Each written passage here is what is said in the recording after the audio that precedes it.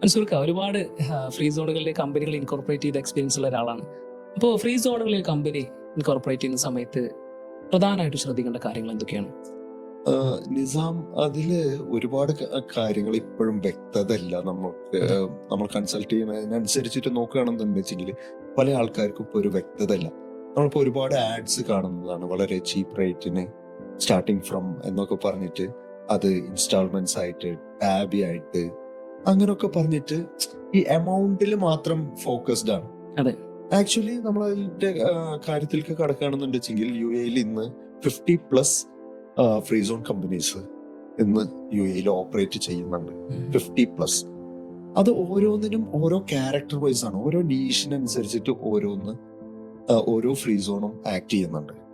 അതിൽ പ്രധാനമായിട്ട് ഇപ്പൊ നമ്മൾ പറയുകയാണെന്ന് വെച്ചാൽ എയർപോർട്ട് ഫ്രീ സോൺസ് ഉണ്ട്, seaport free zones, media, tech and IT, educational, finance, ഇതിനൊക്കെ ആയിട്ട് എന്താ പറയാ, ഓരോ ക്യാരക്ടർ വൈസ് ആയിട്ട് ഫ്രീ സോൺസിനെ നമുക്ക് തരംതിരിക്കാൻ പറ്റും. അപ്പൊ നമ്മുടെ ബിസിനസ് മോഡല് അതിനെ ഷേപ്പ് ചെയ്തിട്ട് അവരുടെ മറ്റേ കസ്റ്റമറിന്റെ നീഷ് എന്താണോ അതിനനുസരിച്ചിട്ട് വേണം ഓരോ ഫ്രീ സോൺസ് ചൂസ് ചെയ്യാനായിട്ട്. നമ്മൾ ഉദ്ദേശിച്ച കാര്യം ഈ ഫ്രീ സോണിൽ ആപ്റ്റ് ആണോ അല്ലെങ്കിൽ അത് പെർമിസിബിൾ ആണോ എന്നുള്ളത് നമ്മൾ നോക്കേണ്ടതുണ്ട്. ചിലപ്പോൾ ഉദാഹരണത്തിന് ഓരോ ചില ട്രേഡിങ് ഫ്രീ സോൺസിനെ വീണ്ടും നമുക്ക് എന്ത് ചെയ്യാൻ പറ്റും, ക്ലാസിഫൈ ചെയ്യാൻ പറ്റും. Fenced free zone, non fenced free zone എന്ന് പറഞ്ഞിട്ട്. അപ്പൊ അതിനകത്ത് നമ്മൾ ഓരോ ആക്ടിവിറ്റി ചൂസ് ചെയ്യുമ്പോൾ, കാരണം നമുക്ക് ആൾക്കാർക്ക് കൺഫ്യൂഷൻ ആണ്. കാരണം എന്ന് പറഞ്ഞു കഴിഞ്ഞാല് മിക്സ് ആൻഡ് മാച്ച് ചെയ്യാം ആക്ടിവിറ്റി എന്ന് പറയുന്നുണ്ട്. അപ്പൊ ആ രീതിയിലൊക്കെ എല്ലാം ചെയ്യാൻ പറ്റുമോ, അതല്ല അതിന്റെ ലിമിറ്റേഷൻസ് ഉണ്ടോ, അതിനൊന്നും ഒരു ക്ലാരിറ്റിയും ഇല്ല. പോസ്റ്റർ മാത്രം നമ്മൾ കാണും. കസ്റ്റമർ അതിലേക്ക് എടുത്ത് ചാടുകയും ചെയ്യും. പിന്നീട് അവർക്ക് അത് പ്രാക്ടീസ് ചെയ്യാൻ പറ്റാത്തൊരവസ്ഥ വരാറുണ്ട്. റിയൽ കേസ് എക്സാമ്പിൾ പറയാൻ പറ്റും? റിയൽ കേസ് എന്ന് പറഞ്ഞു കഴിഞ്ഞാല് എക്സാമ്പിൾ ഒക്കെ ഉണ്ട്. എക്സാമ്പിൾ എന്ന് പറഞ്ഞു കഴിഞ്ഞാല് നമുക്കൊരു കസ്റ്റമർ വന്ന് അവരൊരു മീഡിയ ഫ്രീ സോണിൽ നിന്ന് അവരൊരു പ്രൊഡക്ഷൻ ലൈസൻസ് എടുത്തിട്ട് വന്നു. ആക്ച്വലി അവർക്ക് ചെയ്യേണ്ടത് ഒരു ഇവന്റ് കവർ ചെയ്യണം. പക്ഷെ അവര് ഈ മീഡിയ ലൈസൻസ് കിട്ടും എന്നുള്ള കേട്ട അറിവ് വെച്ചിട്ട് മാത്രം അവര് പോയിട്ട് മീഡിയ ലൈസൻസ് എടുത്തു. ഒരു മീഡിയ ഫ്രീ സോണിൽ നിന്ന്. പക്ഷെ അവർക്ക് അത് പ്രാക്ടീസ് ചെയ്യാൻ പറ്റാത്തൊരു അവസ്ഥയാണ് വന്നത്. ഈ ഫ്രീ സോണും മെയിൻലാൻഡും തമ്മിലുള്ള വ്യത്യാസം എന്ന് പറഞ്ഞു കഴിഞ്ഞു കഴിഞ്ഞാല് നമ്മൾ ടോപ്പിക്കിലേക്ക് വരുന്നുണ്ട്. അതെന്ന് പറഞ്ഞു കഴിഞ്ഞാല് നമുക്ക് ഡയറക്ട്ലി മെയിൻലാൻഡിലേക്ക് ഇന്റർഫിയർ ചെയ്യാൻ പറ്റാത്തതാണ്. ഫ്രീ സോൺ എന്ന് പറയുന്ന അതോറിറ്റിയിൽ നിന്ന് മെയിൻലാൻഡിലേക്ക് അപ്രോച്ച് ചെയ്യുന്നതിന് കുറെ ക്രൈറ്റീരിയാസ് ഉണ്ട്. അപ്പൊ അവർക്ക് എന്തായാലും ഒരു തേർഡ് പാർട്ടി അപ്രോച്ചോട് കൂടിയിട്ട് അങ്ങനെ ചെയ്യാൻ കഴിയുള്ളൂ. B2B എന്ന് പറയാൻ പറ്റില്ല. കാരണം വെച്ചാല് ഇതേ സിമിലർ ആക്ടിവിറ്റി മെയിൻലാൻഡിൽ ചെയ്യുന്ന ഒരു കമ്പനിയുമായിട്ട് അവർക്ക് കൊളാബ് ചെയ്യാം. കൊളാബ് ചെയ്തിട്ട് അവർക്ക് കൊടുത്ത് ഇൻവോയ്സിങ് സെക്ഷൻ മാത്രമേ ഇതിൽ നടക്കുകയുള്ളൂ. നേരെ മറിച്ച് ഇപ്പം ഒരു ആൾക്ക് എന്ത് ചെയ്യാം, ഒരു സോഫ്റ്റ്വെയർ കമ്പനി, ഈ സോഫ്റ്റ്വെയർ കമ്പനിക്ക് സോഫ്റ്റ്വെയർ കൊടുക്കുന്ന ഒരു ആക്ടിവിറ്റി ഉള്ളൂ. അത് മെയിൻലാൻഡിലായിക്കോട്ടെ. അപ്പൊ അത് അവിടെ ഒരു ഫിസിക്കലി ഒരു ഡോർ ടു ഡോർ സർവീസോ അല്ലെങ്കിൽ ഒരു സെയിൽസ് വാൻ റൺ ചെയ്ത് ഡോർ ടു ഡോർ സെയിൽസ് നടക്കൊന്നുമില്ല. അപ്പൊ അവർക്ക് സോഫ്റ്റ്വെയർ കൊടുക്കുന്നു, ഒരു IT സപ്പോർട്ട് കൊടുക്കുന്നു. So it is permissible. അപ്പൊ അങ്ങനത്തെ ചില കാര്യങ്ങൾ ചെയ്യാൻ പറ്റുള്ളൂ. ഒരു കൺസൾട്ടന്റിന്റെ ഉപദേശം തേടാതെ ഫ്രീ സോണിൽ കേട്ട അറിവ് വെച്ചിട്ട് പെട്ടെന്ന് പോയി ചാടിയിട്ട് അത് പ്രാക്ടീസ് ചെയ്യാൻ പറ്റാത്ത ഒരുപാട് ആൾക്കാരുണ്ട്. എക്സാമ്പിൾ ഇത് മാത്രമൊന്നുമല്ല.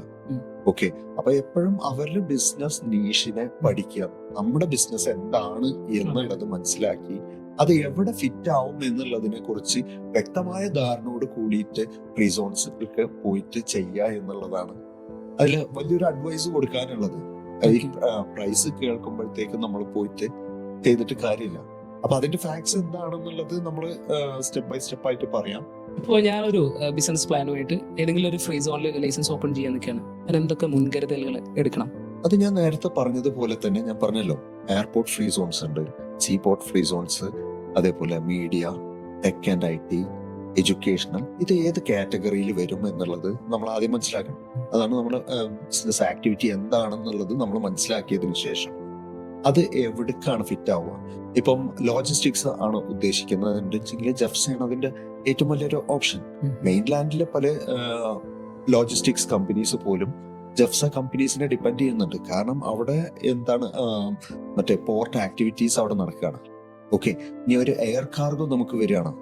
ഓക്കെ, ചൈനയിൽ നിന്ന് ഇമ്പോർട്ട് ചെയ്യുന്ന കുറച്ച് കാര്യങ്ങൾ എയർപോർട്ട് ഫ്രീ സോൺ ചൂസ് ചെയ്യണം. അതല്ല, ഓയിൽ ബേസ്ഡ് ക്രൂഡ് ഓയിൽ വരുന്ന അംറിയ പോർട്ട്, അംറിയ പോർട്ടിൽ വന്നിട്ട് അവിടെ റിഫൈനറി നടക്കുന്നുണ്ട്. അപ്പൊ ഓരോന്നിനും ഓരോ ക്യാരക്ടേഴ്സ് ഉണ്ട്. അപ്പൊ ആ ബിസിനസ് നീഷിനനുസരിച്ചിട്ട് അതിനെ പറ്റിയ ഫ്രീ സോൺസ് ചൂസ് ചെയ്യണം.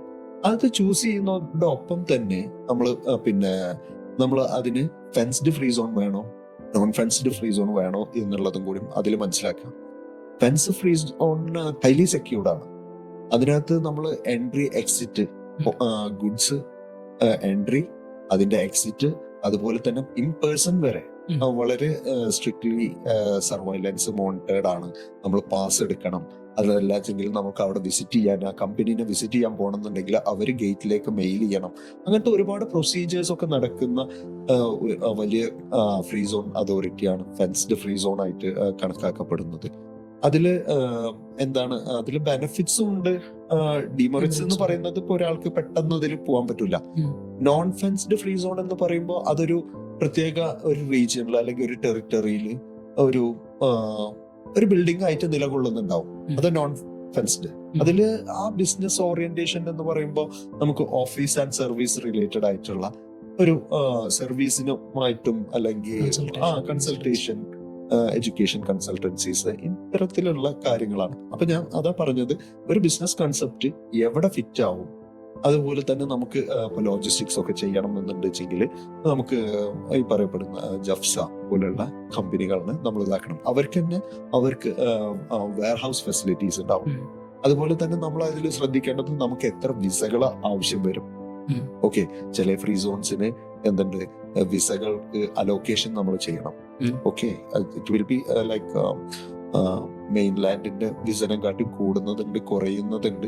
അതൊക്കെ ഓരോ ഫ്രീ സോൺസിന്റെ ക്യാരക്ടർ വെച്ചിട്ടാണ്. നമുക്ക് എക്സാക്ട്ലി ഒരു ഡിസിഷൻ അതിന് പറയാൻ പറ്റില്ല.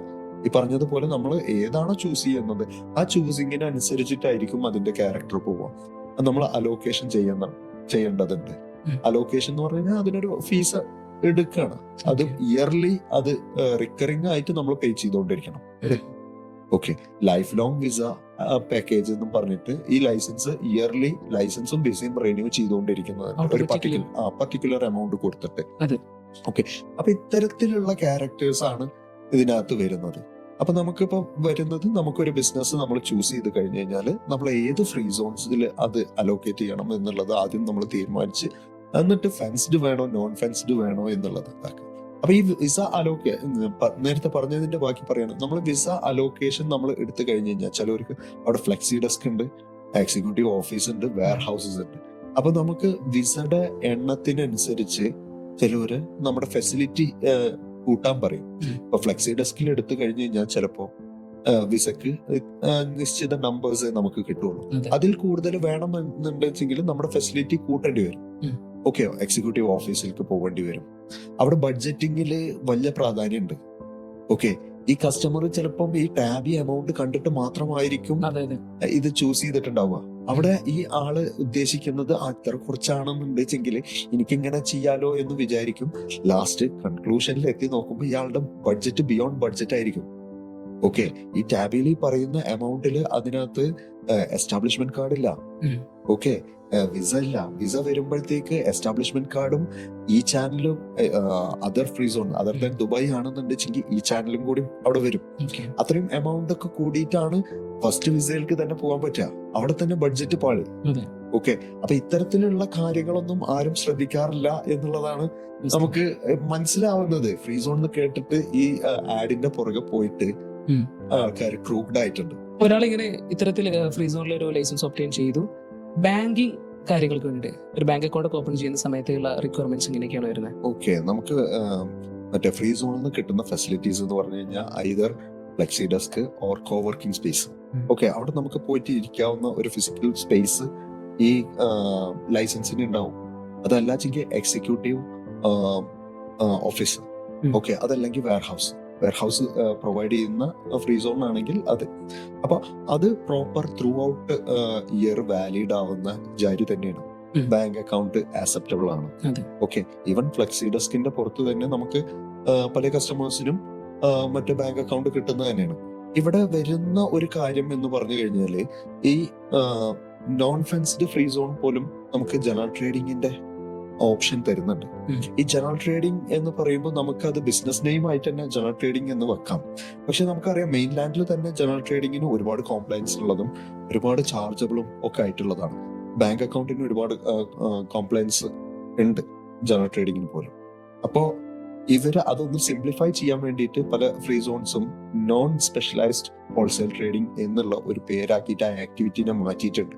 Okay. സെയിം തന്നെയാണ് ജനറൽ ട്രേഡിങ്ങിന്റെ അതേ ക്യാരക്ടർ തന്നെയാണ്, ഈ പേരൊന്ന് ജസ്റ്റ് മാറ്റിയിട്ടുണ്ട്. ഉം. അപ്പോഴും ഈ കസ്റ്റമർ എന്ത് ചെയ്യേണ്ടി വരും, ലൈസൻസിന്റെ പ്രോസസ്സിന്റെ ടൈമില് അവരെന്ത് ചെയ്യേണ്ടി വരും, കുറച്ച് കോംപ്ലയൻസിന്റെ ഫോംസ് ഒക്കെ ടൈപ്പ് ചെയ്യേണ്ടി വരും. ഉം.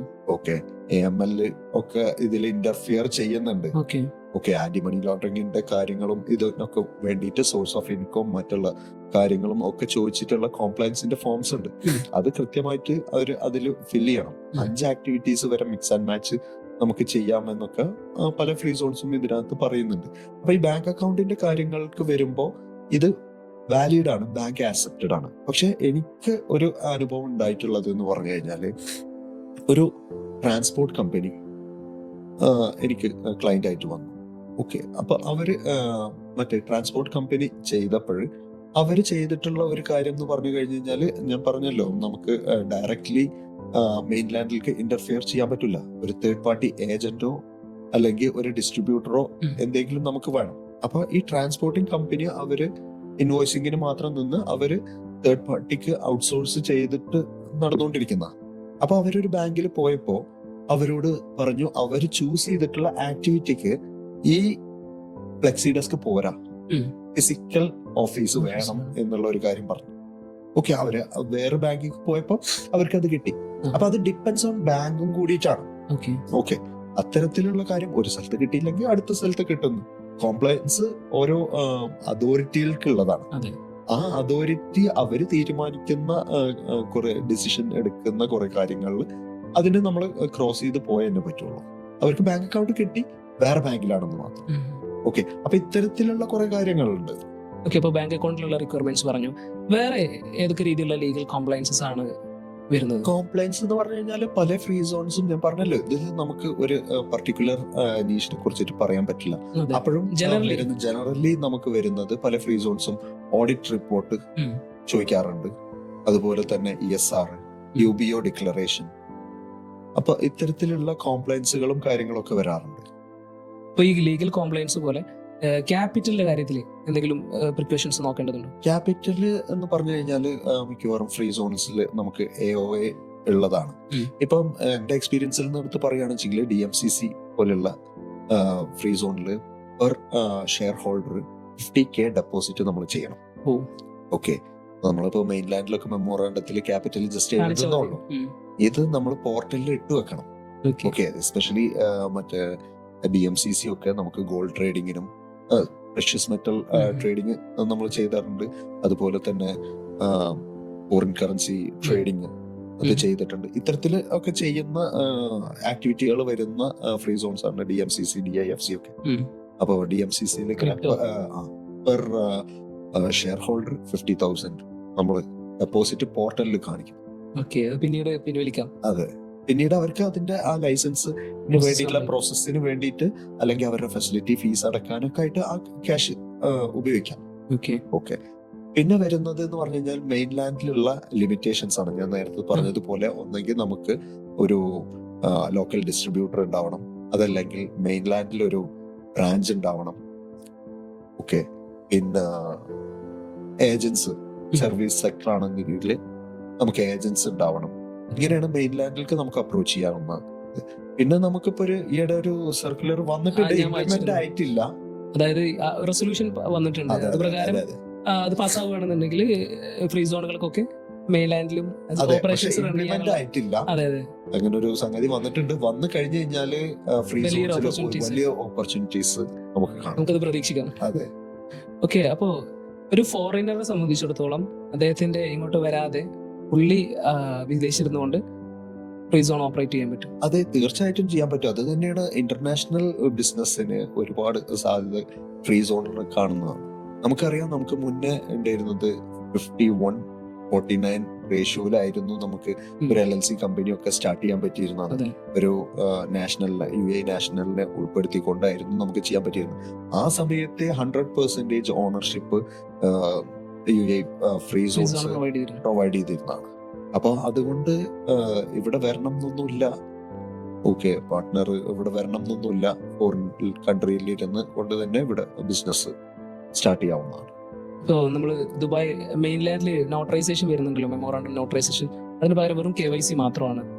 KYC മാത്രമാണ് അതിലുള്ളത്. അപ്പോൾ ഈ ഒരു സെഷനിൽ നമ്മൾ ഡീറ്റെയിൽ ആയിട്ട് ഫ്രീ സോണിനെ കുറിച്ച് സംസാരിച്ചു. പലർക്കും ഉണ്ടായിരുന്ന ഒരു പുകമറ നീങ്ങിയെന്ന് ഞാൻ പ്രതീക്ഷിക്കുന്നു. പിന്നെ വളരെ റിയൽ കേസ് ഒരുപാട് സെനാരിയോസ് മിസ്റ്റർ മൻസൂർ ഹംസ നമുക്ക് പറഞ്ഞു തന്നു. ഇനി ഇതുമായി ബന്ധപ്പെട്ട് നിങ്ങൾക്ക് വല്ല ഡൗട്ട്സോ അല്ലെങ്കിൽ കൂടുതൽ കൺസൾട്ടേഷനോ ആവശ്യമുണ്ടെങ്കിൽ you can contact us. This is Nizam and Mr. Manzoor signing off from GBC.